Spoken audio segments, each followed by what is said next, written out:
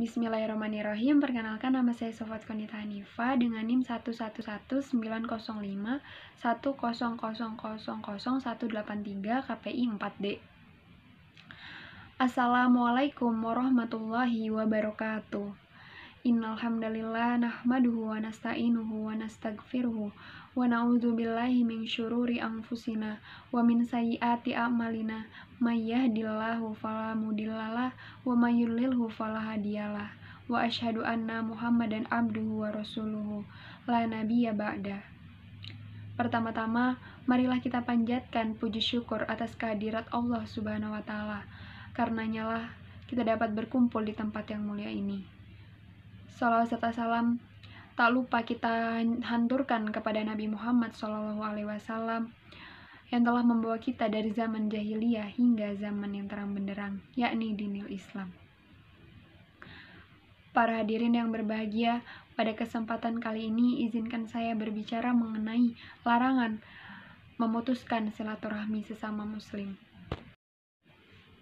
Sebelum kita berbicara mengenai larangan memutuskan silaturahmi, di sini Allah berfirman dalam surah An-Nisa ayat 1 yang berbunyi, A'udzubillahi minasyaitonirrajim. Bismillahirrahmanirrahim. Wattaqullaha alladzi tasaaluna bihi wal arham. Yang artinya dan bertakwalah kamu kepada Allah dengan menggunakan namanya, sehingga kamu saling meminta satu sama lain dan peliharalah silaturahmi. Surah ini menggambarkan bahwa menjaga silaturahmi ini sangat penting, terutama sesama umat Islam. Orang yang menjaga silaturahmi nantinya ia akan mempunyai banyak sekali kenalan. Dan ketika ia sudah mempunyai banyak kenalan, ia juga akan selalu berbuat baik kepada sesamanya.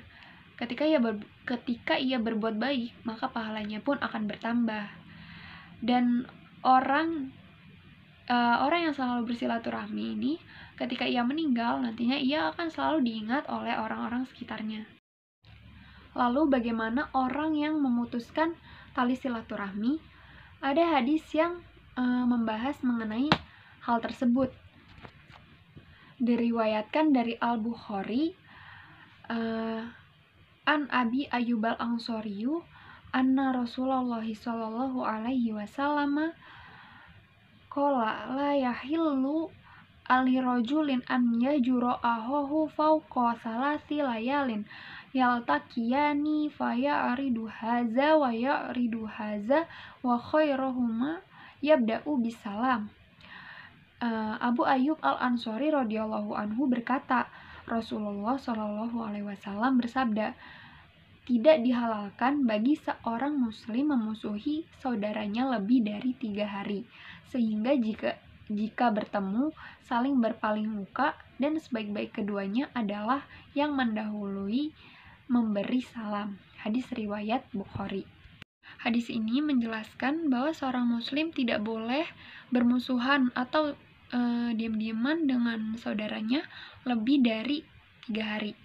Hadis ini juga menjelaskan bagaimana syaitan menggoda umat manusia. Salah satunya yakni dengan memutuskan tali silaturahmi antar sesama muslim.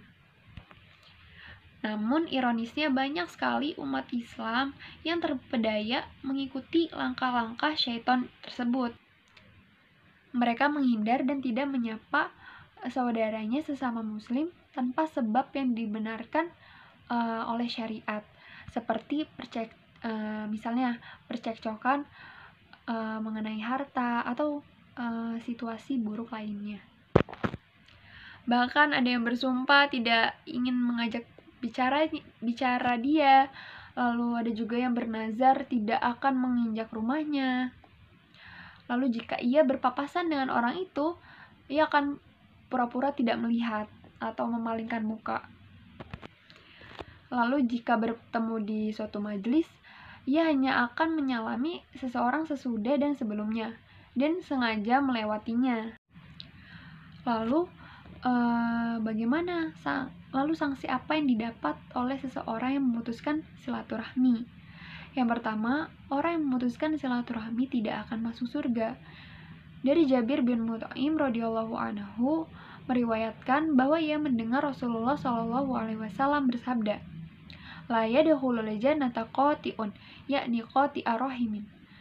Tidak akan masuk surga seseorang yang memutuskan. Yang dimaksud dengan memutuskan yakni memutuskan silaturahmi. Yang kedua, orang yang memutuskan silaturahmi tidak akan diterima amalannya. Abu Hurairah radhiyallahu anhu meriwayatkan Rasulullah SAW bersabda, Inna amala bani adama turadu kullu khamisin lailatal jum'ati fala yuqbalu amalu qati'in rahimin. Artinya, sesungguhnya seluruh amal anak Adam dilaporkan pada setiap hari Kamis, malam Jumat, dan tidak akan diterima amal orang yang memutuskan silaturahmi.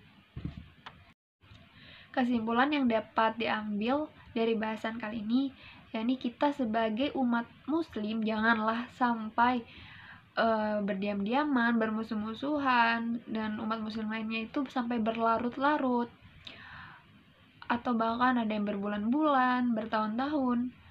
Lebih dari 3 hari saja itu sudah dosa. Jadi jangan sampai berdiam-diaman itu berlarut-larut. Demikianlah bahasan yang dapat saya sampaikan mengenai larangan memutuskan tali silaturahmi sesama muslim. Kurang lebihnya mohon dimaafkan karena kesempurnaan hanya milik Allah dan kekurangan datangnya dari saya. Billahi taufiq wal hidayah. Wassalamualaikum warahmatullahi wabarakatuh.